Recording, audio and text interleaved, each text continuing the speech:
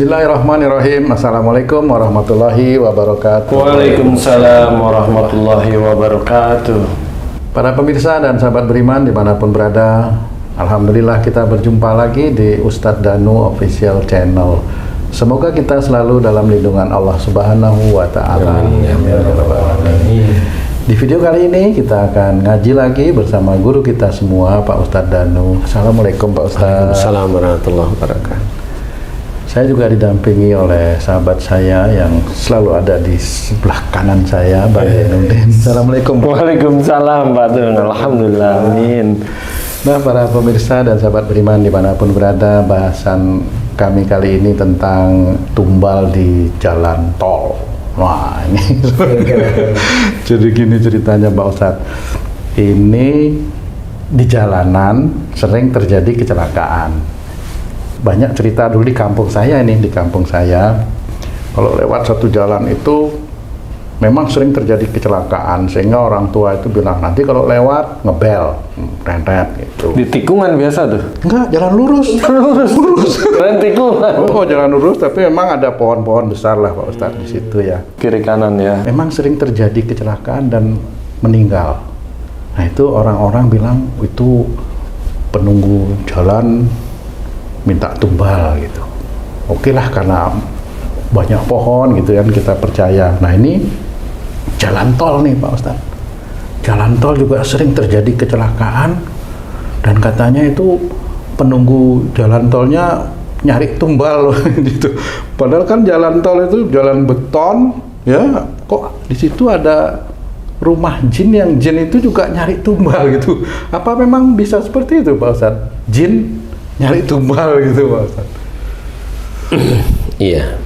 Bismillahirrahmanirrahim. Assalamualaikum warahmatullahi wabarakatuh. Waalaikumsalam warahmatullahi wabarakatuh. Amin ya rabbal alamin. Apakah tumbal itu bisa dibuang di jalan? Insya Allah bisa. Bisa. Oke. Maksudnya dibuang di jalan tuh apanya yang dibuang? Macam-macam. Iya. Jadi kalau dia itu tumbal itu untuk kaya, biasanya dia buang uang di jalan, tapi nggak harus di jalan tol. Kalau kejadiannya di jalan tol, dibuangnya di jalan tol. Ya itu seharusnya kan seperti itu. Saya hanya cerita, kalau yang tumbal itu biasanya tumbal untuk kaya. Nah kalau di jalan tol kan nggak ada orang. Nah kalau istilahnya itu yang tabrakan, ini macam-macam, nggak harus tumbal. Kalaupun mamanya ada acara tuh di YouTube itu kan banyak ini orang-orang yang merasa dirinya hebat, manggil jin di situ dimasukin, ya aku yang apa namanya, aku yang jaga jalan sini, aku selalu minta tumbal kan gitu. Iya, betul. Nah orangnya kan selalu percaya. Nah, saya nggak pernah mau percaya. Ketawa aja dengan orang-orang yang seperti itu. Kenapa Ustadz nggak percaya seperti itu, yang lain percaya? Lah itu jinnya itu udah ditunggangin sama Dajjal biar orang itu percaya sama dia. Gimana? Makanya tidak boleh percaya dengan ramalan, ya begitu sebenarnya. Boleh itu menjadi berita, boleh, tapi nggak usah dipercaya. Karena itu jin itu sudah ditunggangi oleh Dajjal. Agar orang yang mendengar itu percaya. Kalau udah percaya, nanti dia akan di otaknya itu sadar atau tidak sadar, dia mau percaya hal-hal yang seperti itu. Sehingga dengan percaya hal-hal seperti itu, tetap Dajjal yang lain itu seneng bahwa inilah yang dia cari, yaitu orang-orang Islam yang percaya dengan seperti itu. Yang lama-lama tergelincir. Ya pasti. Nanti akhirnya kalau ingin selamat ke sana, orang pinter sana, orang pinter situ, itu kan begitu arah. Awalnya udah percaya sebabnya ya. Ya seperti itu. Makanya jangan, kalau dia ngomong dengerin aja biasa. Oh itu jin yang dikuasai Dajjal. Loh kenapa itu bisa dihilangkan? Loh persoalannya ini dia itu waktu bisa dihilangkan itu enggak persoalan dia di situ terus kok. Kenapa? Dia kan jin yang dikuasai Dajjal itu kan hanya memberikan proposal dia. Jin memberikan proposal. Proposal agar dikenal sama orang, orang akan percaya. Sama seperti umpamanya kamu nih, kamu sama Haji C nih, ketemu sama wanita nih, lagi, ya, kan benar. Kan benar. Cantik nggak nih, Bang? Loh ya, nanti. Wanita itu ketemu senyum sama kamu sama Haji J nih. Oke. Ya? Ya. Kan sebenarnya kalau wanita itu ngomongnya nggak aneh-aneh. Cuma proposal wanita itu apa? Rambutnya kuning, dia ngerokok, pakai tank top, umpamanya. Namanya unique selling point. Wah, malah tahu deh. Marketing. Jadi istilahnya itu memberikan sesuatu poin yang memang ini unik. Sebenarnya itu bukan Bisa dijual. Selingnya itu ya. Nah, si wanita ini nggak pernah ngomong apa-apa sama kamu, tuh, Ci. Tapi, nih, kalau proposalnya itu kamu terima, itu nggak ngomong dia, ini proposal saya begini, enggak. Proposal itu kamu terima itu gampang nggak sebenarnya? Minta nomor WA-nya. Nah, itu keterima sudah itu. Ya. Paham? Iya. Paham? Iya, Kalau gitu kamu nggak ya. paham, bohong namanya. Kayak gitu ya. Loh, itu begitu. Jadi itu proposal yang dia nggak perlu ngomong sebenarnya yang aneh-aneh. Itu. Karena dia diundang, ya masuklah ke situ. Yang datang ini pasti percaya. Kalau nggak percaya, nggak pergi dia. Oh iya. Ya, sama kalau ada orang membicarakan tauhid pergi, ya sama. Oh iya ya gitu. Sama, dia nggak suka dengan tauhid. Dia nggak suka disuruh mohon ampun kepada Allah Ta'ala. Dia tidak suka disuruh untuk bersyukur kepada Allah Ta'ala. Dia tidak suka menjalankan amal-amal baik, amal-amal soleh dari akhlak-akhlak yang mulia. Nggak suka dia. Kenapa? Karena dia nggak punya dosa. Wah. Nah, kan gitu. Dia nggak Merasa suka. gitu ya. Merasa dirinya lah, kan sama. Iya benar. Nah. Masya Allah. Itu proposal dari Dajjal melalui jin yang dipanggil oleh orang-orang yang di YouTube itu sebenarnya itu Dajjal aja. Propaganda juga ya. Loh, bukan propaganda, karena manusianya sendiri. Kan gitu. Iya. Kenapa disuguhin dengan pakai rambut kuning dengan rokok aja kamu boleh minta nomor WA? Halo, kenapa begitu? Aduh. Hah? Kenapa coba? Ya kan pengen komunikasi lebih lanjut.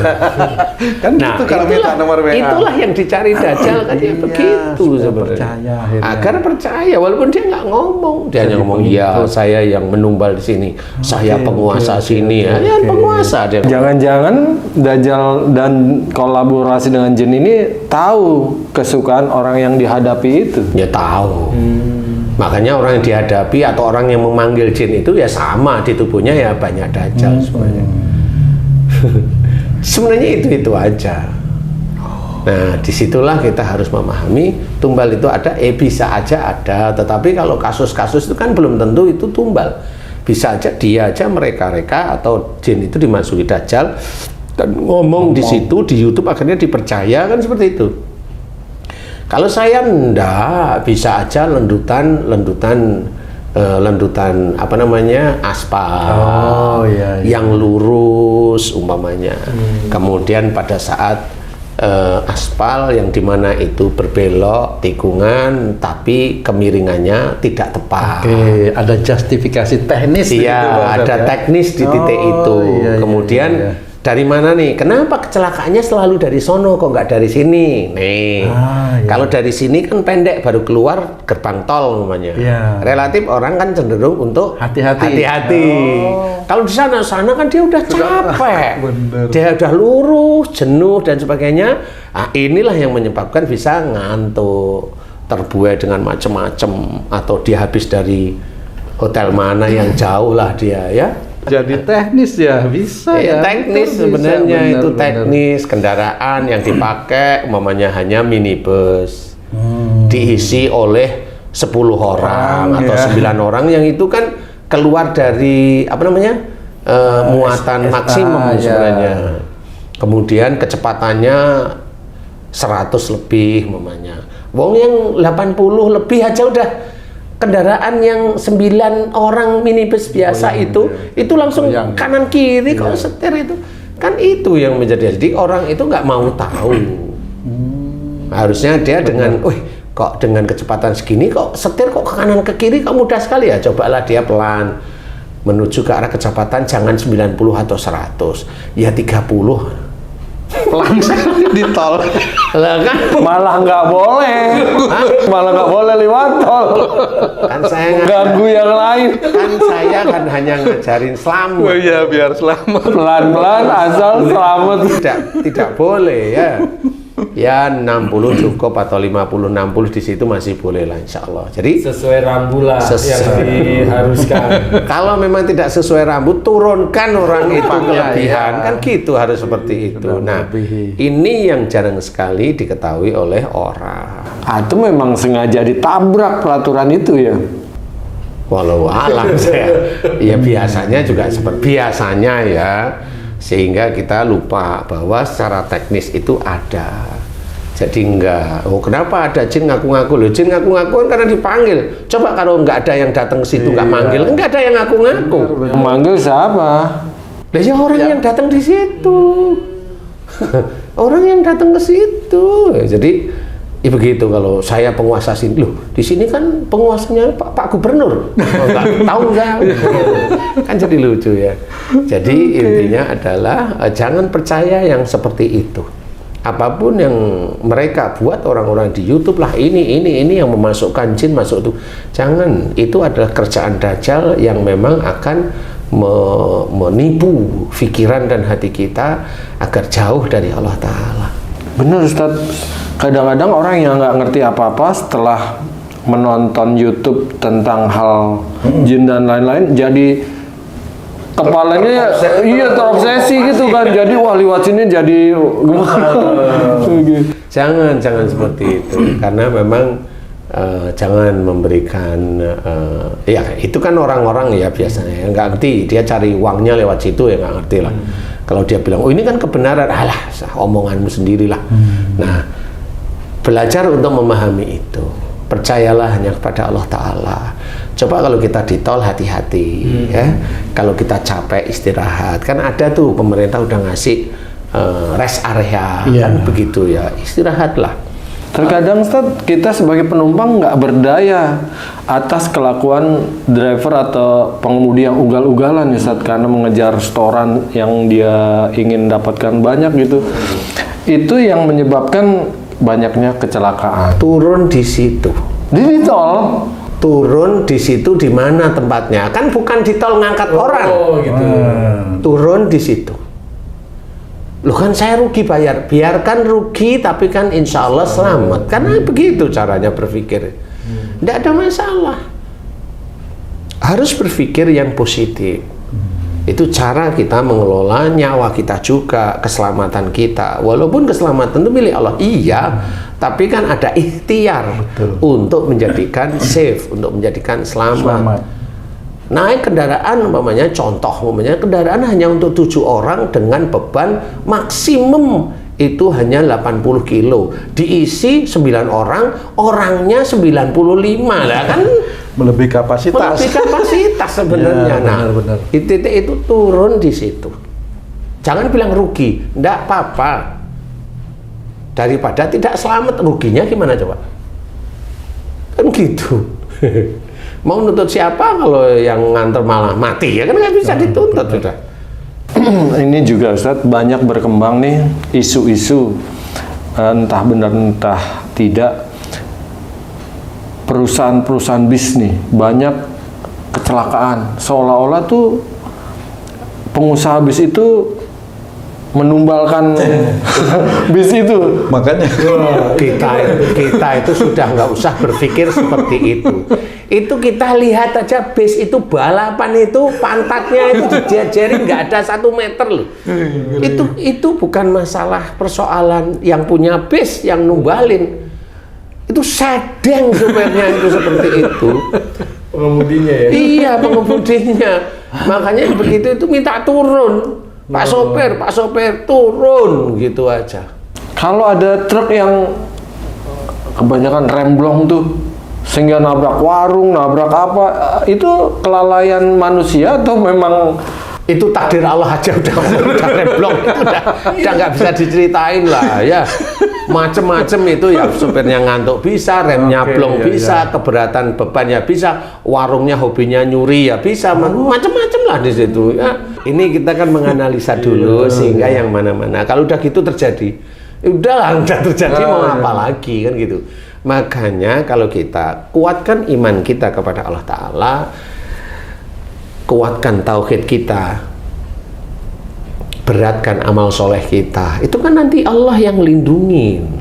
Termasuk naik bis pun dilindungi ya. Insya Allah.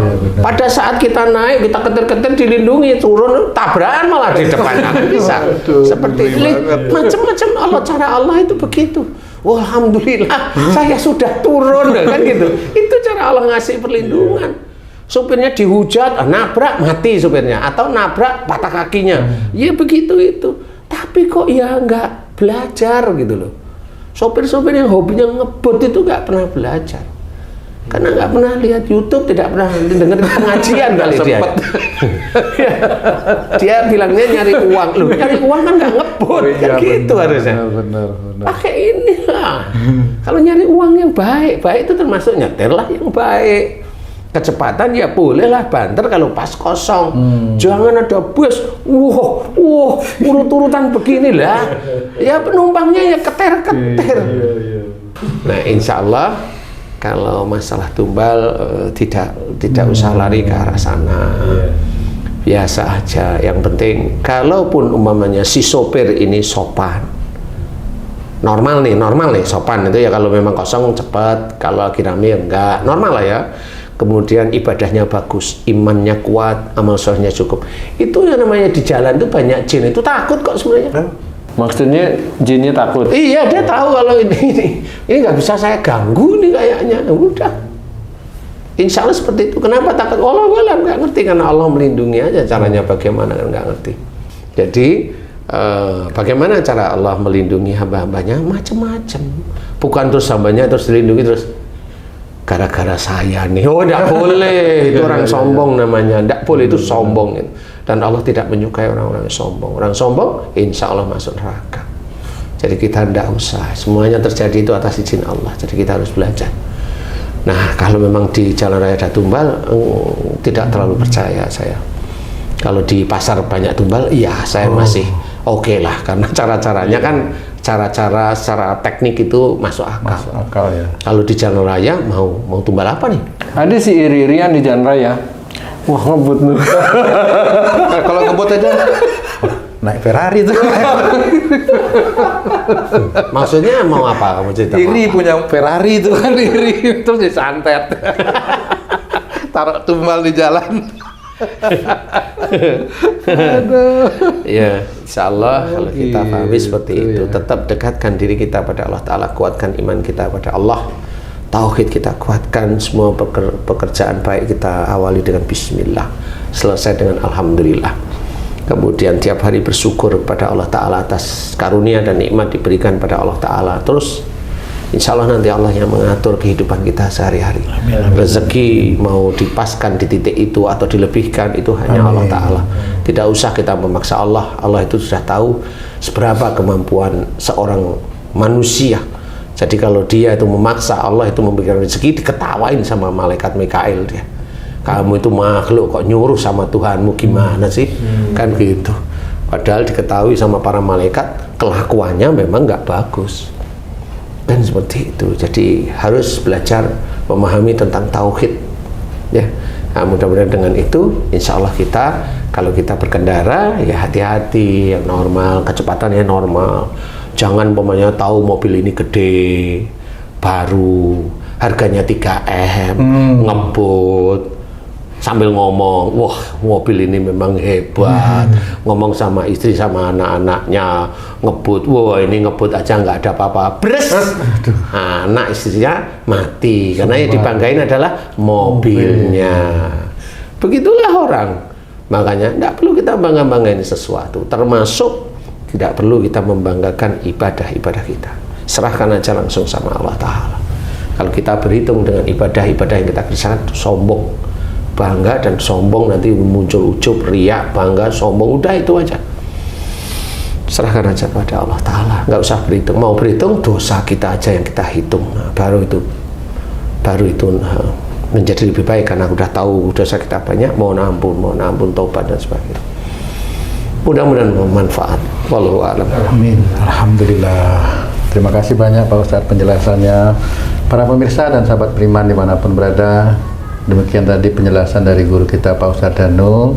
Mudah-mudahan ini bisa bermanfaat untuk meningkatkan keimanan dan ketakwaan kita kepada Allah Subhanahu wa Ta'ala. Amin ya rabbal alamin.